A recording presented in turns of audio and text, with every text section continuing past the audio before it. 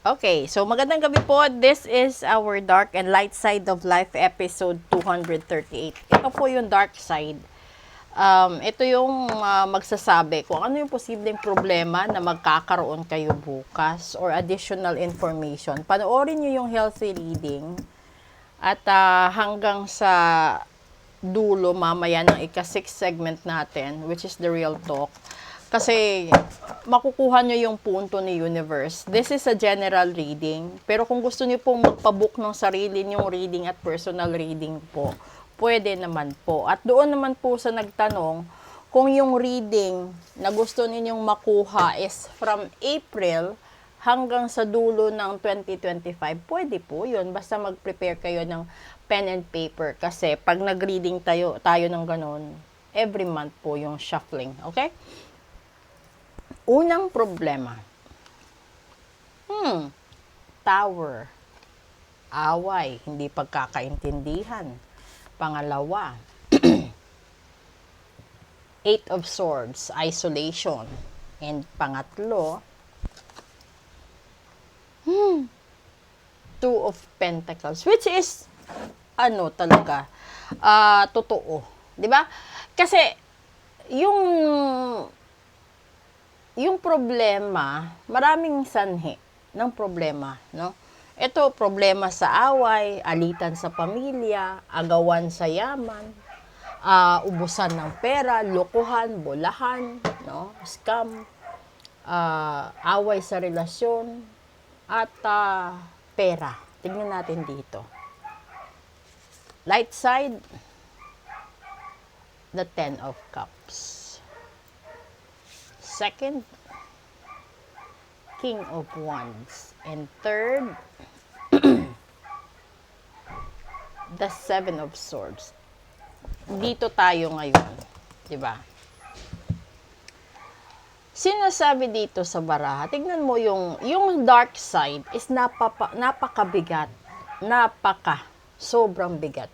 Ando doon yung matinding away, sagutan, alitan, sisihan, bolahan, pang-uuto, panggagancho, panloloko. Hanggang sa mapunta ka sa punto na wala ka nang pupuntahan. Wala nang tutulong sa'yo. Wala nang aagapay sa'yo. Wala nang maniniwala sa'yo. Wala nang magmamahal sa'yo. At wala ka pang pera. Hirap kang magbalanse sa bayarin mo sa school, baon ng mga bata, pagkain, ilaw, tubig, 'di ba? Internet. Minsan yung iba may loan pa sa sasakyan, motor, yung iba loan sa credit card, yung iba loan sa bahay, yung iba lahat ng loan, 'di ba?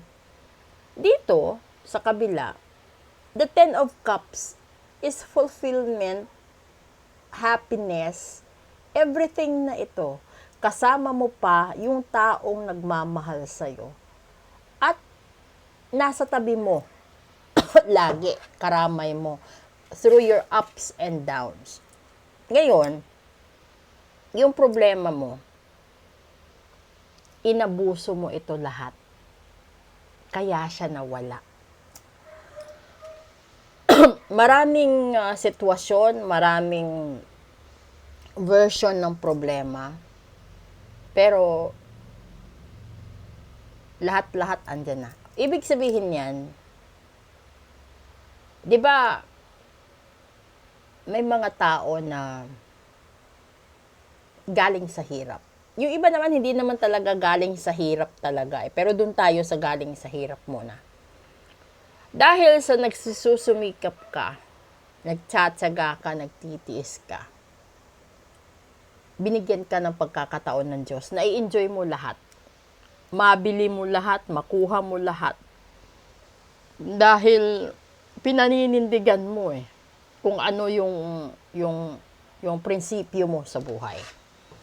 Sa hindi inaasahan, dumating ka sa punto na nandun ka sa temptasyon, andun ka na yumabang ka, nagbago ugali mo, andun yung panahon na yung iba na nabubuyo sa bisyo, sa sugal, yung iba sa alak, yung iba sa kung saan-saan, 'di ba? So, dito 'yun.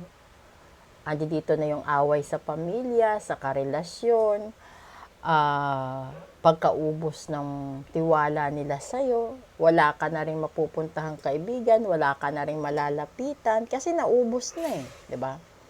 Pati pera, ubos. Ngayon, malamang alam mo kung ano yung mangyayari sa'yo.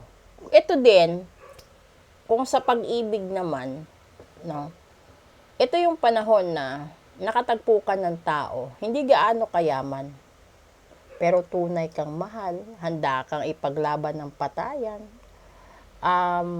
kaya kang pakainin, kaya kang tustusan, kaya kang tanggapin bilang ikaw. Ano ginawa mo? Diba? Minahal mo siya.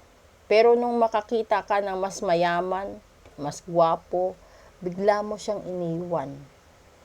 Tapos, nung panahon na iniwan mo siya, yung pinuntahan mo, yung sinamahan mo, binugbog ka. Yung iba natsugi talaga, 'di ba? Yung taong iniwan mo, hindi ka nga kayang padapuan ng lamok at langaw eh. Pero dun sa pinuntahan mo, bugbog sarado ka. Wala ka pang freedom. 'Di ba? So, siguro yung nakikita ko ditong lesson, ano man yung swerte na meron ka, ano man yung blessing na meron ka, i-enjoy mo. Huwag mong abusuhin at huwag ka ring mang-abuso. Dahil doon nang gagaling ang puot ng ibang tao, kaya ka binabarang, kinukulam, nasusumpat, nagagayuma.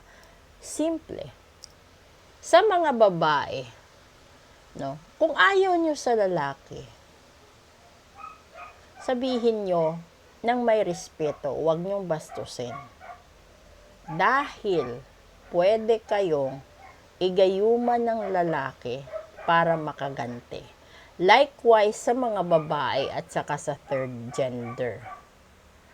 Doon naman sa mga mag-asawa, no, sa mga legal, huwag kayo masyadong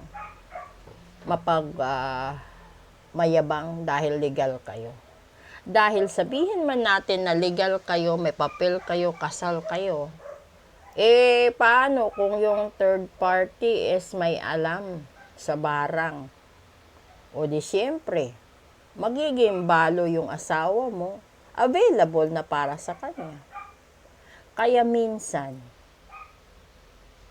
nagtataka kayo, bakit may ganun? Dahil matabil din yung dila ng iba. Alam nyo, ito yun eh. Mitsa ng away, mitsa ng sama ng loob, mitsa ng hindi pagkakaintindihan at pagkasira at pagkawasak ng pagsasama. Wala sa labas, nasa loob mismo. Kaya nga siya naghahanap sa labas dahil hindi na niya kayang tiisin yung tumatakbong ugali sa loob. Okay? So, proceed tayo sa Real Talk. Magandang gabi po sa inyong lahat. Kung gusto niyo pong magpa-reading, magpagamot, magpa-ritual, magpa-cleansing, message po kayo ngayon. Dahil ang reading na ito ay effective 12:01 a.m. later, which is the 17th of March 2025.